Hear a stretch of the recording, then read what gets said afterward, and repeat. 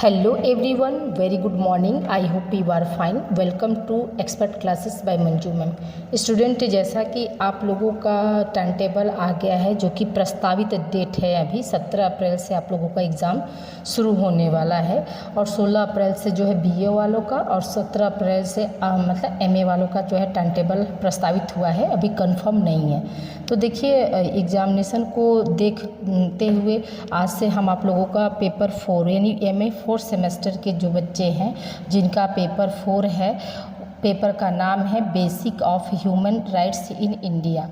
ठीक है, ये होम साइंस का पेपर है। जिनका ब्रांच जो बच्चे हमारे ह्यूमन डेवलपमेंट लिए हैं उनका 4 पेपर का ये आज से मॉडल पेपर हम स्टार्ट किए हुए हैं, जो कि आपके एग्जामिनेशन के पॉइंट ऑफ व्यू से मोस्ट इम्पॉर्टेंट है। इसमें हमने आप लोगों का जो है 2025 का जो है क्वेश्चन हम सॉल्व करा रहे हैं स्टूडेंट। ठीक है, 2025 के लॉन्ग क्वेश्चन और एक शॉर्ट क्वेश्चन जो है आज की वीडियो में मैंने लिया हुआ है। तो आइए हम स्टार्ट करते हैं आप लोगों का जो है मॉडल पेपर। तो देखिए स्टूडेंट, पहला प्रश्न है आपका कि मानवाधिकार से संबंधित प्रमुख दार्शनिक अवधारणाओं का उल्लेख कीजिए। ठीक है, यानी जो दार्शनिक पहलू क्या क्या है, फिलोसफर पहलू क्या थे, तो इसके बारे में जो है क्या क्या अवधारणा थी, तो इसके बारे में जो है पूछा गया। तो आइए देखिए हम देखते हैं। तो मानवाधिकारों का दार्शनिक आधार, मानवाधिकारों का जो है दार्शनिक आधार क्या है?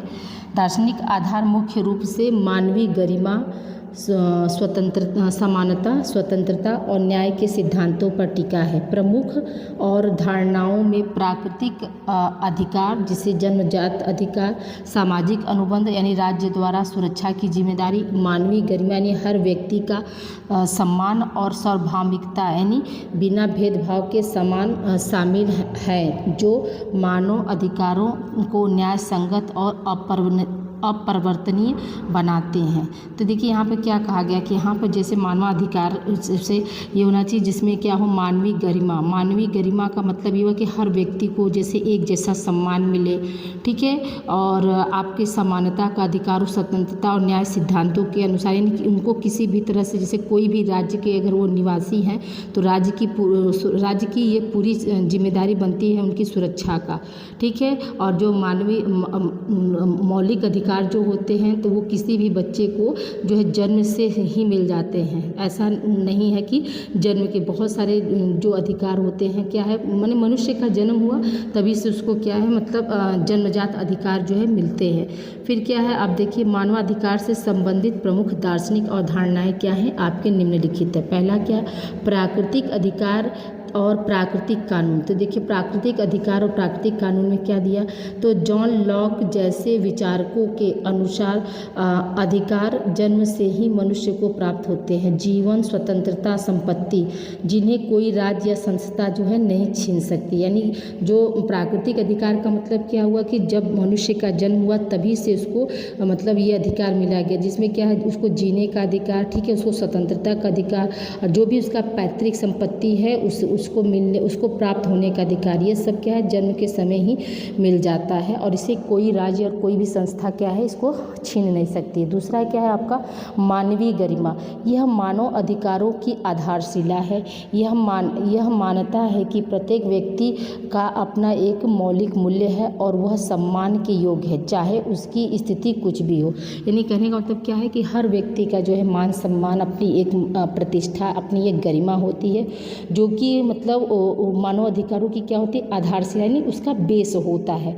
और प्रत्येक व्यक्ति को भी क्या है, अपना मौलिक मूल्य प्राप्त है, वह सम्मान के योग्य है, चाहे उसकी स्थिति कुछ भी, चाहे वो अमीर हो चाहे वो गरीब हो, लेकिन हर व्यक्ति का क्या होता है, सम्मान होता है। ठीक है, अगला पॉइंट हमारा क्या है, सार्वभौमिकता। सार्वभौमिकता का मतलब होता है कि सभी जगह। ठीक है, यह अवधारणा मानती है कि मानवाधिकार दुनिया के सभी लोगों पर लागू होते हैं, बिना जाति, ठीक है, लिंग, राष्ट्रीयता, धर्म तथा भाषा के किसी भी भेदभाव के। यानी कहने का मतलब ये हुआ कि जो मानवाधिकार है वो क्या है, सब दुनिया के सभी देशों को मानना, मतलब सभी, चाहे विश्व के किसी भी कोने में कोई भी कहीं भी निवास करता है तो उसको क्या है, वहाँ पे जो है मतलब मानवाधिकार प्राप्त है। यानी बिना जाति, मतलब उसका चाहे कोई भी जाति हो, कोई भी धर्म हो, कोई भी राष्ट्रीयता, कोई भी भाषा का वो हो, तो बिना किसी भेदभाव के क्या है, उसको मतलब वो मानवाधिकार अधिकार जो है मिलता है।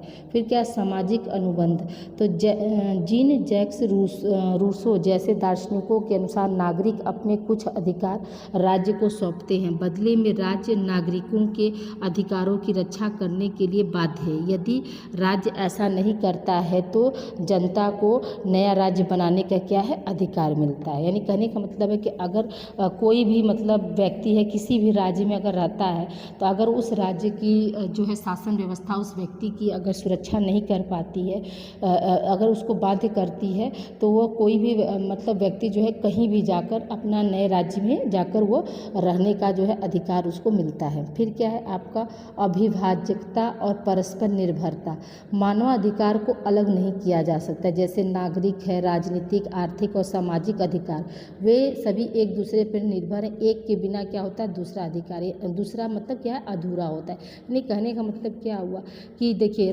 नागरिक है तभी तो राजनीति है, राजनीति है तो आर्थिक और सामाजिक अधिकार है। ठीक है, तो कहने का मतलब क्या कि ये सब क्या है एक ही मतलब सिक्के के दो पहलू हैं और ये टोटल क्या है एक दूसरे के ऊपर जो है निर्भर होते हैं, इसलिए इसको हम अलग नहीं कर सकते। फिर क्या है मानव सुरक्षा, मानव सुरक्षा में क्या है यह सब अवधारणा राज्य की सीमा सुरक्षा के बजाय व्यक्ति की सुरक्षा जैसे भय और अभाव से मुक्ति को प्राथमिकता देती है। यानी कहने का मतलब यहाँ पे है कि कोई भी व्यक्ति जो है किसी भी राज्य में अगर रहता है तो उसको क्या है मतलब सुरक्षा के बजाय व्यक्ति की सुरक्षा, ठीक है, यानी उसको भय और अभाव से मुक्त मतलब उसको किसी भी तरह का डर नहीं है, उससे मतलब परे जो है मानव सुरक्षा होती है। ठीक है, अब आइए देखिए हम दूसरे प्रश्न की ओर बढ़ते हैं। दूसरा प्रश्न हमारा क्या है, लैंगिक समानता और अधिकारों से संबंधित महिला कानून का उल्लेख कीजिए। देखिए आज से ये आपका पहला मॉडल पेपर स्टार्ट है स्टूडेंट, पेपर 4 का, क्योंकि मानव अधिकार का जो वीडियो है ना वो बहुत यूट्यूब पर बहुत कम है। तो प्रीवियस ईयर में भी हमने जो है मानव अधिकार को पढ़ाया है और फिर इस साल भी आप लोगों का 2025 का पेपर हम सॉल्व करा देते हैं। मतलब बस आपको मात्र हम 4 मॉडल पेपर, हर पेपर का जो है 4 मॉडल पेपर या 3 मॉडल पेपर देंगे, आप उतना आप पढ़ लीजिए तो आपके मतलब एग्जाम के लिए सफिशिएंट है।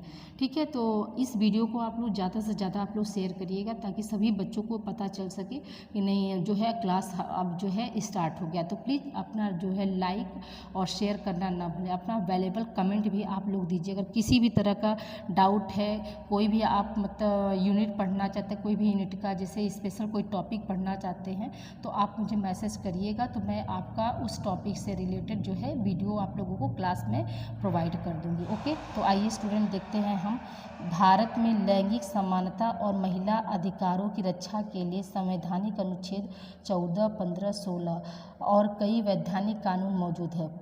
प्रमुख कानून में घरेलू हिंसा में महिला संरक्षण अधिनियम 2005, कार्यस्थल पर यौन उत्पीड़न रोकथाम अधिनियम 2013, दहेज निषेध अधिनियम 1961 तथा समान पारिश्रमिक अधिनियम शामिल है जो सुरक्षा, समानता और न्याय सुनिश्चित करते हैं। ठीक है, यानी कहने का मतलब ये हुआ कि जैसे मैंने अधिकारों के लिए महिला से संबंधित जो है मतलब कानून है उसका भी अनुच्छेद में जो है वर्णन किया गया, जैसे 14, 15, 16 और में किया गया है। और उसके बाद जो है घरेलू हिंसा में महिला संरक्षण अधिनियम को भी लाया गया 2005 में, ताकि जो घरेलू हिंसा उसको ख़त्म किया जा सके। कार्यस्थल पर यौन उत्पीड़न रोकथाम अधिनियम 2013 में लाया गया ताकि बहुत सी जो वर्किंग लेडी थी उनको क्या है ऑफिस में वर्क स्थल पर क्या उनके साथ जो है मतलब गलत व्यवहार, यौन उत्पीड़न जैसी जो है घटनाओं का अंजाम दिया जाता था, इसके लिए जो है 2013 में कानून बनाया गया। दहेज निषेध अधिनियम यानी दहेज के विरुद्ध, यानी दहेज लेना क्या है पाप है, इसके लिए भी 1961 में एक कानून बनाया गया जिसे हम दहेज निषेध अधिनियम के नाम से जानते हैं। और समान पारिश्रमिक अधिनियम, यानी कहने का मतलब यहाँ हुआ समान पारिश्रमिक का मतलब ये हुआ स्टूडेंट कि समान कार्य के लिए जो है समान वेतन जो है मतलब दिया जाए। ठीक है, अब आइए देखिए हम एक एक पॉइंट को अच्छे से समझते हैं। महिलाओं के लिए प्रमुख कानून प्रावधान, जैसे संवैधानिक अधिकार, संवैधानिक में क्या दिया गया, अनुच्छेद 14 में समानता का अधिकार, अनुच्छेद 15 में लिंग आधारित भेदभाव निषेध और अनुच्छेद 15(3) महिलाओं के लिए विशेष प्रावधान की अनुमति देता है। यानी कहने का मतलब क्या हो कि अनुच्छेद 14 में जो है समानता का अधिकार, मैंने सभी को, चाहे वो महिला हो चाहे वो पुरुष हो, सभी क्या है एक समान है। अनुच्छेद 15 में जो है लिंग आधारित भेदभाव मतलब जो भेदभाव के मतलब लड़का या लड़की में जो अंतर किया था उसको मतलब खत्म करने के लिए। फिर अनुच्छेद 15(3) का महिलाओं के लिए विशेष प्रावधान की जो है अनुमति दिया गया। फिर क्या, घरेलू हिंसा संरक्षण अधिनियम 2005, यह महिलाओं को शारीरिक, मानसिक, आर्थिक और लैंगिक हिंसा से क्या है सुरक्षा प्रदान करता है। फिर क्या है, कार्यस्थल पर यौन उत्पीड़न रोकथाम निषेध और निवारण अधिनियम 2013, यह कानून कामकाजी महिलाओं के लिए सुरक्षित माहौल सुनिश्चित करता है। ठीक है। चौथा क्या है, दहेज प्रतिषेध अधिनियम 1961, विवाह के समय दहेज लेने या देने पर रोक लगाता है। अनैतिक व्यवहार रोकथाम अधिनियम 1956, महिलाओं के अनैतिक व्यवहार नहीं व्यापार ठीक है, व्यापार को रोकता है। अनैतिक व्यापार रोकथाम अधिनियम कब आया, तो 1956 ईस्वी में। यानी इसमें क्या हुआ, जो महिलाओं का जैसे व्यापार मतलब एक देश से दूसरे देश को जो महिलाएं बेची जाती थी, लड़कियों को बेचा जाता था, उस पर क्या है मतलब एक जो है अधिनियम एक्ट लागू हुआ 1956 ईस्वी में। फिर क्या, मातृत्व लाभ अधिनियम संशोधित 2017, यह गर्भवती महिलाओं को 26 सप्ताह के सवेतन मातृत्व अवकाश का अधिकार प्रदान करती है। यानी जो गवर्नमेंट जॉब में है जो महिलाएं और वो प्रेग्नेंट हो गई हैं तो उनको क्या 26 सप्ताह तक जो है उनका जैसे वेतन नहीं कटेगा, ठीक है, वो छुट्टी पर रहेंगी। इसका भी प्रावधान किया गया। शून्य FIR का अधिकार, महिला किसी भी पुलिस स्टेशन में शिकायत दर्ज करा सकती, चाहे घटना कहीं भी हुई हो। यानी कहने का मतलब है कि किसी भी महिला के साथ कोई भी अगर घटना होती है तो वो कहीं भी जाकर किसी भी राज्य के पुलिस स्टेशन में जाकर अपना जो है क्या है केस दर्ज करा सकती है। समान पारिश्रमिक अधिनियम 1976, समान काम के लिए समान वेतन की गारंटी। फिर है आपका नवा क्या है, आपका संपत्ति का अधिकार। संपत्ति का अधिकार, हिंदू उत्तराधिकार संशोधन अधिनियम 2005 के तहत बेटियों को भी पैतृक संपत्ति में बेटों के बराबर मतलब अधिकार प्राप्त हुए। मतलब संपत्ति में भी क्या है, बेटियों का भी बराबर अधिकार होता है। कब लाया गया, 2005 में। ठीक है। अगला प्रश्न हमारा क्या है, अगला प्रश्न है मानवाधिकार की आवश्यकता क्यों पड़ी। देखिए ये आपका जो है शॉर्ट क्वेश्चन है, ठीक है। इसके पहले जो पहला दूसरा प्रश्न जो था वो आपका लॉन्ग क्वेश्चन था। आइए देखिए, तो प्रत्येक व्यक्ति व्यवस्थित एवं संतोषपूर्वक जीवन यापन कर सके, इसके लिए उसकी स्वतंत्रता और कुछ अधिकारों की आवश्यकता होती है। यानी कहने का मतलब क्या हुआ कि चाहे कोई भी व्यक्ति हो, ठीक है, वो व्यवस्थित यानी प्रॉपर तरीके से रहे, जीवन यापन कर सके, तो उसके लिए क्या है, उसको स्वतंत्रता और कुछ अधिकार की क्या होती है, आवश्यकता होती है। मनुष्य को कुछ अधिकार तो प्रकृति ने दे रखे हैं और कुछ अधिकार देश के संविधान से मिले हुए हैं। नहीं, मनुष्य को क्या है, प्रकृति की तरफ से क्या है, जीने का सभी को अधिकार है, ठीक। तो ये प्राकृतिक, लेकिन जीने के अधिकार के साथ साथ जैसे आपकी स्वतंत्रता हुआ या जो भी मौलिक अधिकार हुए वो सब क्या है आपको संविधान से मिलते हैं, जिनका उपयोग कर मनुष्य अपना सर्वांगीण विकास कर सकता है। वो क्या है, मानवाधिकार कहलाते हैं, ठीक है। वो क्या है, आपके मानवाधिकार कहलाते हैं। इन अधिकारों को प्राप्त करने में उसकी राष्ट्रीयता, लिंग, व्यवस्था, रंग, जाति, समाज, आर्थिक स्थिति, अवस्था या आयु परिस्थिति में कोई अंतर नहीं आता। यानी कोई भी व्यक्ति चाहे किसी भी जाति का हो, किसी भी राष्ट्रीयता का हो, कोई भी व्यवसाय करता हो, उसका रंग चाहे गोरा हो या काला, उसकी सामाजिक स्थिति अच्छी है या खराब है, इन सब चीज़ से परे जो है उसको क्या है, मानव अधिकार प्राप्त है। यानी इन सब चीज़ का क्या है, मानवाधिकार पे कोई भी प्रभाव नहीं पड़ता है। मानव अधिकारों के द्वारा प्रत्येक व्यक्ति अपनी भौतिक आवश्यकताओं की पूर्ति तो कर पाता है, उसकी आत्मिक, राजनीतिक और आध्यात्मिक आवश्यकताओं की भी पूर्ति हो जाती है, ठीक है। मानव अधिकार बहुत आवश्यक है, मानव अधिकार बहुत आवश्यक है। यह अधिकार मानव की गरिमा को बढ़ाकर समाज में संपन्नता, सौहार्द बढ़ाते हैं। मानव अधिकार की प्राप्ति से भाईचारे एवं सांप्रदायिकता, प्रभुत्व को बल मिलता है, बंधुत्व को बल मिलता है। मानव अधिकार जीवन में आने वाली अनेक बाधाओं, ठीक है, यहाँ बढ़ाओ नहीं होगा, बाधाओं होगा, बाधाओं को दूर करके शांति और भाईचारे को बढ़ाता है, उन्नति एवं विकास के मार्ग को प्रशस्त करता है। आज विश्व के अधिकांश लोकतांत्रिक शासन व्यवस्था वाले देशों में मानव अधिकार की आवश्यकता को स्वीकार कर इसे देश के संविधान में जो है जगह दी गई है। भारतीय संविधान के भाग 3 में अनुच्छेद 12 से लेकर 35 के बीच मूल अधिकारों को स्थान देकर नागरिकों के अधिकारों को महत्व दिया गया, जिससे प्रत्येक व्यक्ति अपना जीवन स्वतंत्रता और समानता और गरिमामय ढंग से जी सकता है। मानव अधिकार मस्तिष्क की अभिवृत्ति है जो मानव और उसकी शक्तियों, लौकिक मामलों, लौकिक आकांक्षाओं और उसकी भलाई को प्राथमिक महत्व प्रदान करती है। ठीक है, तो यहाँ तक हो गया आपका। फिर क्या है, मानव अधिकार की सुरक्षा एवं प्राप्ति के लिए द्वितीय विश्व युद्ध के पश्चात मानव अधिकार की सार्वभौम घोषणा वर्तमान संदर्भ में क्या है, प्रासंगिक है। यानी कहने का मतलब कि क्यों मानव अधिकार क्यों आवश्यक है, तो यही चीज़ बताया गया है यहाँ पे कि